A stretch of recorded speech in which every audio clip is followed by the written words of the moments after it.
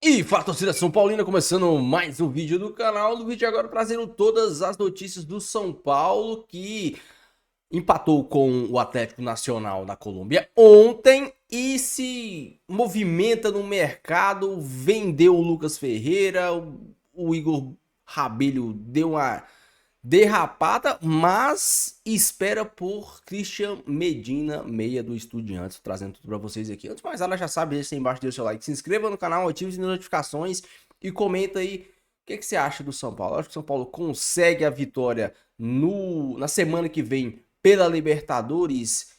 E o Christian Medina, achou um bom reforço pro São Paulo? Deixa aí a sua opinião. Bora assistir o vídeo junto, no final você sabe, eu volto, a gente vai falar muito do Tricolor. Créditos e direitos autorais, deixa aí na descrição, sem mais enrolação. Simbora pro vídeo. Gente, olha, não é só Marcelo Bassetti que tá achando que é sorte de campeão, não, viu? Tem muitos torcedores do São Paulo, principalmente nas redes sociais, que estão dizendo aí que esse empate de ontem, esse empate heróico com sabor de vitória, tá abrindo um grande presságio aí para a continuação do São Paulo na Copa Libertadores. O jogo da volta vai acontecer na semana que vem ainda, a gente ouviu aí o Crespo falando um pouquinho. E claro que o grande personagem foi sim o goleiro Rafael, até porque o São Paulo não conseguiu chegar ao gol adversário em nenhum momento assim com muita intensidade. As bolas que chegaram acabaram indo para fora, com o André Silva também teve uma outra oportunidade ali com o Luciano. Mas enfim, duas questões então que o Crespo fala na coletiva dele, que a gente vai trazer agora para vocês, são justamente a atuação do Rafael, esse papel que ele tem também de liderança, né? Ele que foi o capitão ontem, e também a questão desse jogo da volta que vai acontecer na terça que vem no Morumbi. E aí, Crespo, o que esperar desse São Paulo? Eu devo parabenizar com o Rafael. Eu sou muito contente com ele porque é um líder, a liderança dele é muito significativa para o grupo, dentro do grupo. Estou contente porque nunca é fácil parar um pênalti em uma situação assim. E ele fechou o gol. A gente levou um empate daqui muito difícil. Em quanto ao Morumbi, vamos a ver. Eu não tenho essa experiência, então vamos ver. Acreditar, vamos para frente, tentar de melhorar a nossa versão de jogo, tentar de voltar a essa ideia de jogo que a gente sente confortável e acreditar. A grande promessa da torcida é que a festa na semana que vem no Morumbi seja daquele jeito que a torcida já está acostumada a fazer em noites de Libertadores, né? E a gente fala para vocês o seguinte: o Rafael, na zona mista também, após a partida, após ter feito essa defesa, até brincou, né? Falou: eu falei pro Cardona o seguinte, eu vou ficar parado e vou escolher o canto quando você bater. E isso aconteceu realmente nas duas oportunidades. Ele pulou pro mesmo lado e daí até brincou ali, uma defesa e meia praticamente, né? O Rafael quase pegou na primeira e na segunda, de fato, garantiu essa igualdade do placar. Agora, dois assuntinhos para devolver para vocês. Primeiro deles, o Lucas entrou aos 16 minutos do segundo tempo. Como a gente havia dito no final de semana, ele entrou lá para os 30 minutos do segundo tempo contra o Vitória. Ontem, então, atuou por mais tempo, por mais um período aí do que estava previsto inicialmente. A expectativa é que ele, aos poucos, vá de fato jogando cada vez mais para que ele possa, aí no futuro, em breve, conseguir jogar uma partida como titular. Mas ele mesmo disse que dores ele vai sentir, que atleta de alto rendimento é assim mesmo e que ontem sentiu dores como já era esperado, mas menos do que ele sentiu no sábado. E a segunda notícia, Igor Rabello já fora dos planos do São Paulo. O Fluminense atravessou a negociação. Igor não deve vir aqui pro Tricolor. Tá certo, gente? O jogo da volta da Copa Libertadores das oitavas de final acontece na terça-feira que vem no Morumbi, 9h30 da noite. Antes, é claro, o São Paulo tem compromisso do Campeonato Brasileiro no final de semana. Bom, na próxima terça-feira, eu acho que o São Paulo não pode contar tanto com a sorte, porque a sorte não fica assim muito tempo. E o que o São Paulo vai ter que fazer para melhorar isso? Então, nesse jogo, né, ele joga com um setor defensivo bem fechadinho, né? Desde do meio campo ali, com o Obadilha, Marco Antônio. Aí você também tem os dois laterais que são defensivos. Agora, o Ferreirinha faz falta nessa equipe. É um jogador de velocidade, é um jogador que empurra esse time para o ataque. Então eu creio que nesse jogo o André Silva ficou muito isolado. ficou muito isolado. O Luciano voltando para marcar, então esse São Paulo da próxima semana tem que ser um São Paulo com mais jogadores de ataque aí para forçar essa equipe do Nacional a não atacar tanto.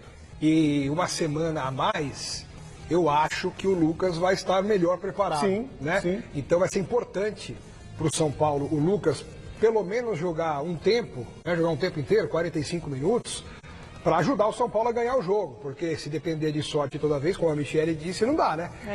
Não é toda hora que vai acontecer o que aconteceu ontem. Foi muito acaso também para o São Paulo se salvar de uma derrota feia. Mas com o Lucas em campo, eu acho que as coisas tendem a melhorar. De assinar contrato com o São Paulo do Igor Rabelo é uma situação bastante avançada. E aí, hoje pela manhã, a informação veio do Jorge Nicola dando os créditos em relação ao meia Christian Medina, do Estudiantes, né? E aí, cara, quando saiu essa informação, você fica meio assim, você fala, pô, ele foi comprado esses dias por 15 milhões de euros, né? Qual que é a condição do São Paulo fazer esse negócio? E aí eu fui atrás dessa apuração. Hoje o São Paulo formalizou uma oferta de empréstimo pelo Christian Medina, empréstimo com opção de compra. Pelo que a gente tem de informação, essa opção seria entre 7 a 8 milhões de euros, que já é um valor bastante elevado, já seria uma contratação aí das maiores da história do São Paulo, mas, enfim, tá rolando essa conversa já, pelo Christian Medina. O São Paulo enxerga um avanço com o staff do jogador, né? Então, pessoalmente com ele, né, com o staff dele, entende-se de que há uma possibilidade de sair negócio, mas é um negócio visto como complicado pela parte do próprio Estudiantes, que é quem tem os direitos do cara, né? Então, que é quem vai liberar o Christian Medina. Então, é algo que está em andamento nesse momento, o São Paulo está conversando, mas não é que está avançado, prestes a rolar. Isso não. Cara, mas é um fato que o São Paulo, então, enviou essa oferta por empréstimo. E aí estava até conversando com pessoas do clube também nos últimos minutos, né, quando saiu essa informação, e tem esse entendimento interno de que um cara como Christian Medina eleva o patamar do São Paulo na temporada. Isso foi enviado por escrito, né? Porque é uma característica que o próprio Crespo pediu. Ele quer mais esse meia que faça quase um 10/segundo volante, né, famoso camisa 8. Então ele quer esse cara que possa transitar, quase um segundo Marcos Antônio, que ele quer nesse plantel, e é o jogador dos sonhos do São Paulo, Christian Medina, né? Ele que foi revelado pelo Boca, grande promessa aí, então, e é um jogador que agora está na mira do São Paulo. Não, para mim os dois pênaltis aconteceram. Eu acho que o Arnaldo tem razão quando reclama que não tem o árbitro FIFA. A minha única dúvida é se o árbitro FIFA melhoraria o nível da arbitragem, porque isso não significa muita coisa, não. E acho que o São Paulo tomou amasso, não foi por causa da arbitragem, foi por causa do jogo. Eu não falei isso. Não estou contrapondo a sua fala. Certo. Take it easy, my friend. Estou falando, na minha perspectiva, não foi uma arbitragem danosa. O São Paulo não foi por causa desta arbitragem que o São Paulo saiu do 0-0, ou jogou menos ou mais. É uma outra discussão, entendeu?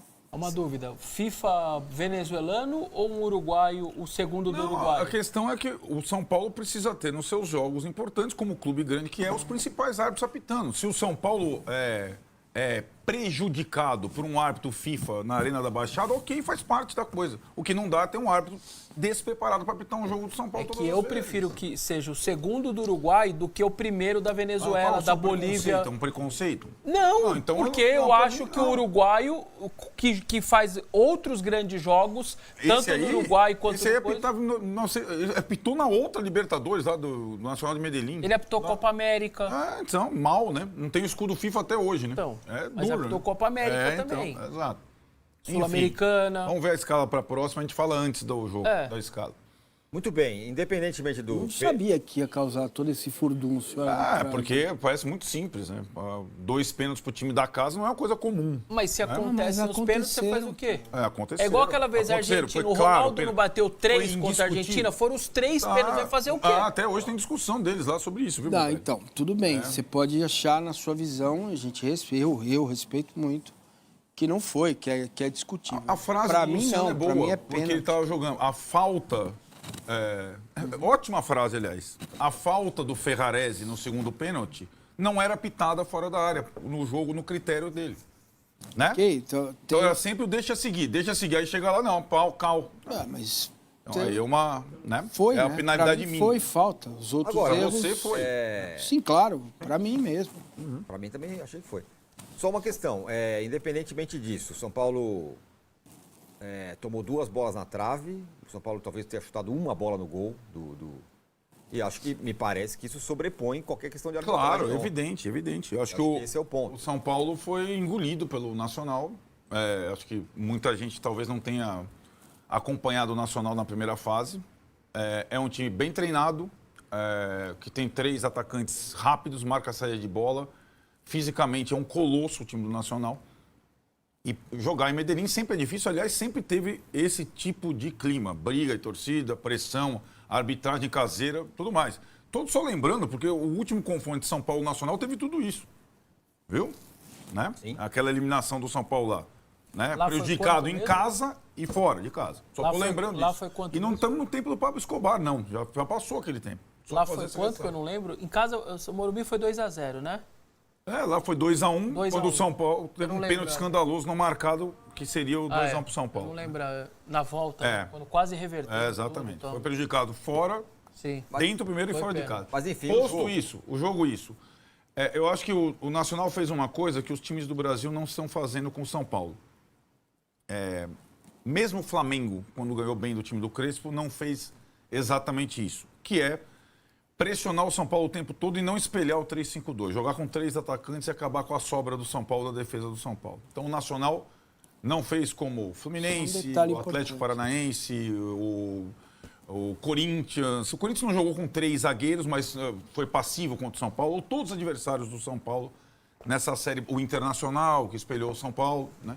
Então, o sistema não funcionou desde o início e o Nacional, acho que ganhou os duelos físicos todos, as divididas. E, curiosamente, o primeiro tempo, que tem um pênalti logo aos 10 minutos, não foi o principal massacre. Foi mais no segundo tempo. Muita gente comparou esse jogo e tem as suas semelhanças com aquele Botafogo e São Paulo do ano passado pela Libertadores. Quando o São Paulo sai com 0-0 do Newton Santos, não sabe até hoje como. Naquele jogo, eu acho que é interessante, porque daí a gente pode projetar o segundo jogo. O São Paulo saiu com 0-0, mas acabou eliminado nos pênaltis depois. Naquele jogo, o São Paulo, curiosamente, com linha de 3 zagueiros, foi engolido pelo Botafogo no primeiro tempo. O Botafogo teve umas 10 chances, a bola não entrou. No segundo tempo, o São Paulo teve um acerto tático, mudou. O Rafinha foi para frente, entrou outro cara, e aí o São Paulo entrou o Rato. Aí o São Paulo equilibrou e chegou a ter a melhor chance do segundo tempo com o Caleri. Dessa vez, digamos, o contrário.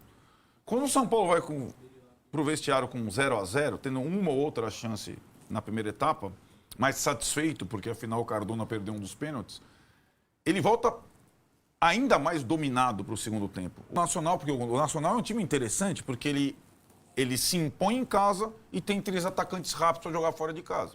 Então ele é um bom time. Esse Nacional aí é um dos bons times, foi um dos bons times da primeira fase da Libertadores, né? E hoje, se você pegar a estrutura de time, o Nacional tem mais time que o São Paulo. O São Paulo pode ter mais tradição, embora o Nacional tenha 2 Libertadores. Estava lá o Higuita e o Maturana, estavam lá no... A primeira foi com o Higuita e Maturana, né? Depois ganhou aquela que eliminou o São Paulo, né? Em 2016.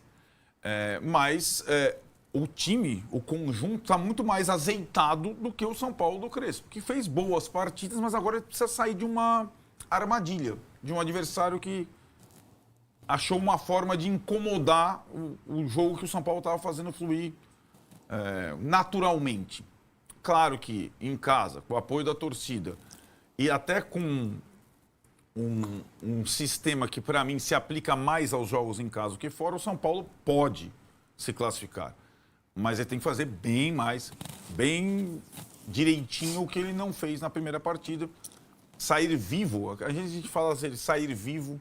O objetivo é sair vivo. Ele saiu vivo, mas, assim, não sabe até agora explicar como saiu vivo dessa primeira partida. Só uma coisa, o Arnaldo citou o Maturana, que estava no estádio e tal.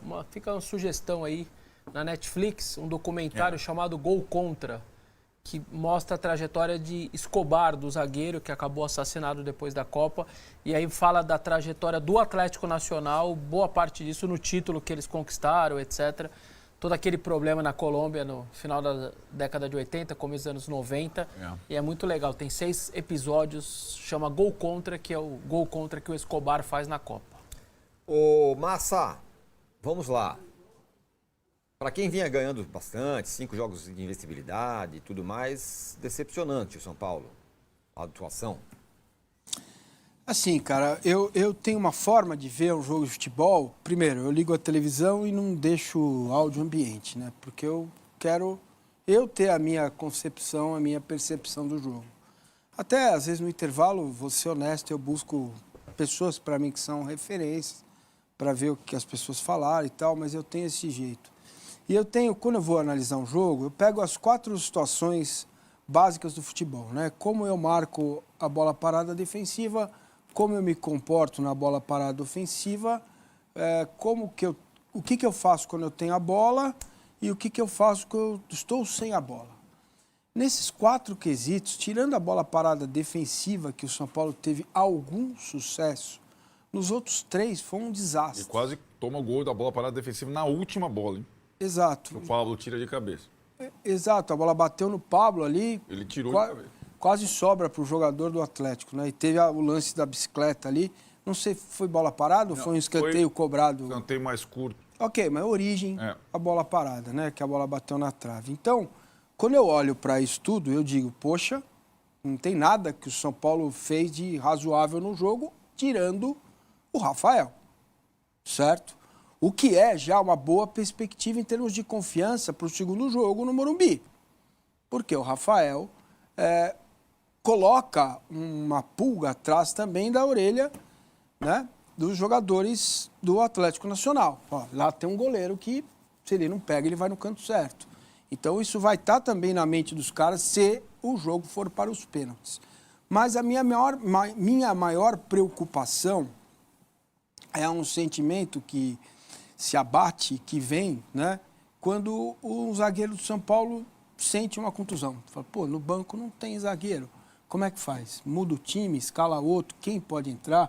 Como fica essa questão técnica, né, e tática do time? Para o segundo jogo, vou repetir o que disse aqui na minha abertura, esse Atlético Nacional tem uma saída muito rápida. O São Paulo vai precisar ter muita inteligência para jogar o jogo em casa. O que eu falo? O que é inteligência? Entender que talvez, em determinado momento do jogo, o pênalti não seja ruim, mesmo tendo o histórico que o São Paulo tem recente de não ir bem nos pênaltis. Então, acho legal o Crespo esquecer o jogo de domingo e preparar esse jogador sábado para o jogo de terça-feira. Entendeu?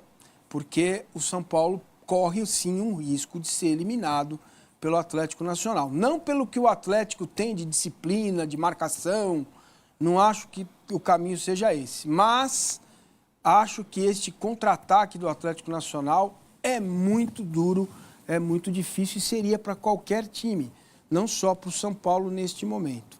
Vocês sabem que eu odeio concordar com o Arnaldo, faço um esforço para não concordar com ele, mas eu preciso concordar neste aspecto. Quer dizer, o Nacional hoje passou num grupo complicado, não era um grupo fácil, se classificou com méritos e hoje é um time mais arrumado que o São Paulo.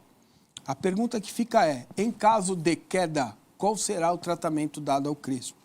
Que é uma coisa que a gente diverge aqui, mas isso a gente vai esperar para falar na terça-feira que vem, porque o São Paulo sai vivo, mas sai muito chamuscado, né? O que precisa jogar, a diferença do que o São Paulo fez lá e do que precisa fazer aqui é muito grande.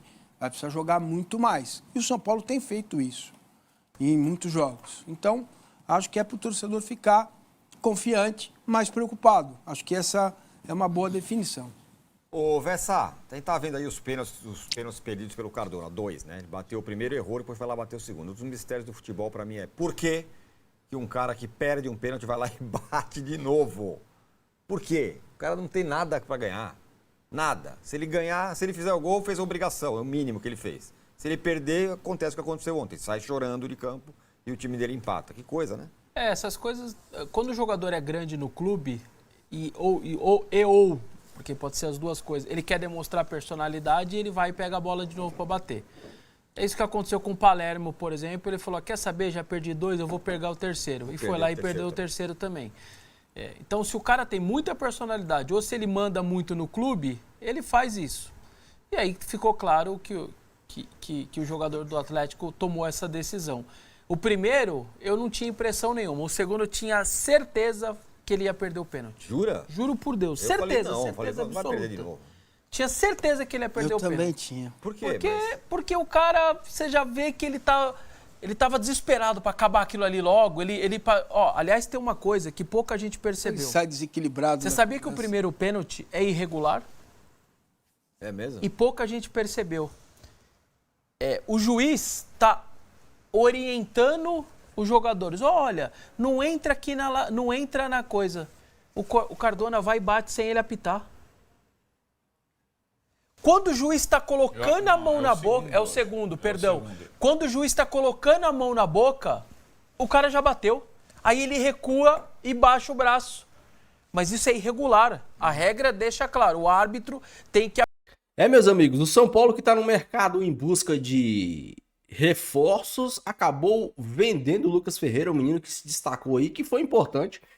Durante boa parte da temporada, início da temporada com o Zubeldia, teve bons momentos com o São Paulo, depois começou a oscilar. 75 milhões, se eu não me engano.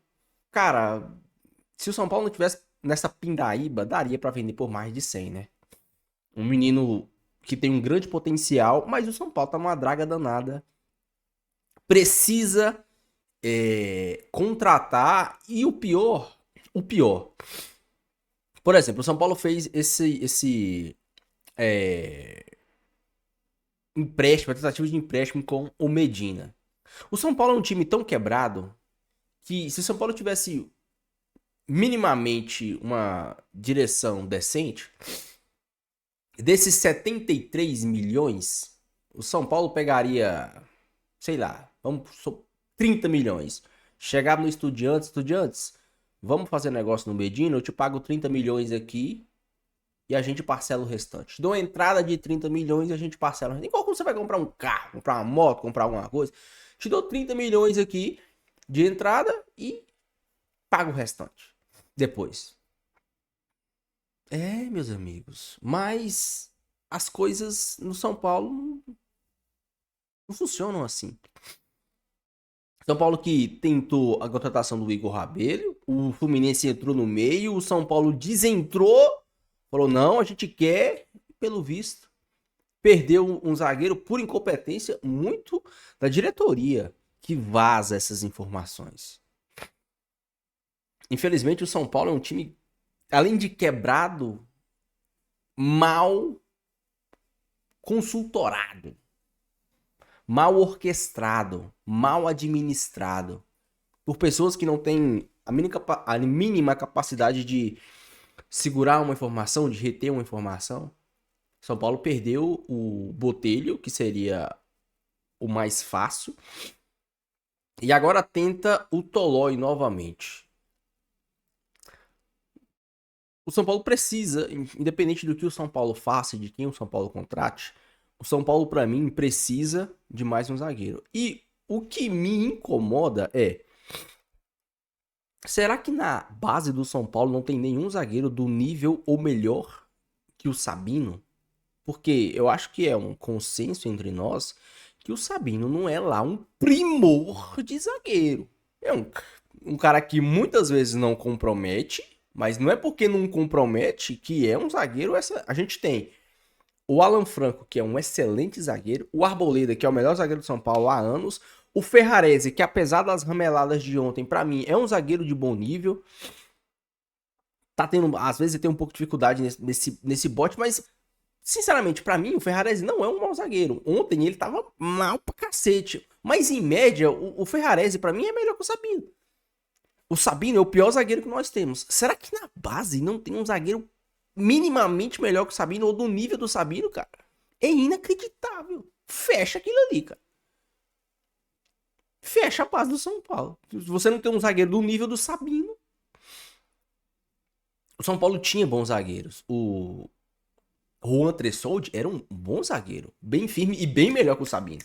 Bem melhor que o Sabino. Muito mais firme, muito mais consciente, muito mais confiável. O Sabino, eu não sei se vocês têm essa impressão, mas parece que a qualquer momento o Sabino vai entregar, vai fazer uma paçocada. Ele tem cara de zagueiro que entrega a paçoca. O Ferrarese, ele entrega. Ontem ele deu umas rameladas, mas ele não tem cara de zagueiro que entrega. O Ferrarese tem cara de zagueiro bom. A cara, pelo menos. O Sabino não. O Sabino tem cara de zagueiro que entrega. A cara dele é aquela cara de medo, de assustado. Isso me incomoda. São Paulo agora em busca de mais um zagueiro. Melou com o Igor Rabelo. E buscando um todo-campista. O Christian Medina seria o nome dos sonhos pro Crespo. Um jogador que pode jogar de 8. Na função do Marcos Antônio, pode jogar de 10. Um bom jogador, novo, 23 anos. Resumindo, se jogar bem, pode daqui 1 ano, 2 anos, ser vendido por muito mais que o São Paulo tá pagando agora. Ou pretende pagar, né? Mas será que consegue? A sorte do São Paulo é que ele não vem sendo aproveitado no Estudiantes. Se eu não me engano, hoje, eu tô gravando esse vídeo 6h30, 7 horas, 7h30 tem jogo do Estudiantes. E se eu não me engano, ele não vai entrar titular. Eu até convido você, assistindo o vídeo, assista o jogo Estudiantes. Não faço a mínima ideia de contra quem o Estudiantes vai jogar. Mas o Estudiantes joga hoje, 7, 7h30. E se eu não me engano, ele não tá titular. Nas prévias, ele não tá titular. Ele não vinha sendo aproveitado. Não vem tendo minutagem. Não vem sendo aproveitado pelo técnico. Quem sabe isso seja um ponto positivo pro São Paulo ir lá e abocanhar o jogador. A sorte do São Paulo é que, como eu disse isso no vídeo de ontem, a marca São Paulo Futebol Clube ainda pesa. Principalmente no que... Por que vocês acham que o São Paulo contrata tanto jogador sul-americano? Porque se chega uma proposta do Cruzeiro, se chega uma proposta do Atlético Mineiro, se chega uma proposta do Corinthians, chega uma proposta do Estudiantes, o jogador sul-americano, ele dá prioridade pro São Paulo por tudo que o São Paulo representa. Você pode ver toda entrevista de jogador sul-americano que chega no São Paulo, ele fala do clube. Agora eu não tô conseguindo, mas eu gostava de assistir muito jogo do São Paulo na Libertadores com narração argentina. É incrível o respeito que esses caras têm pelo São Paulo. É inacreditável. Se você tiver oportunidade, assista. Com narração argentina. A ESPN argentina. Cara, é muito legal. É muito legal. Muito legal.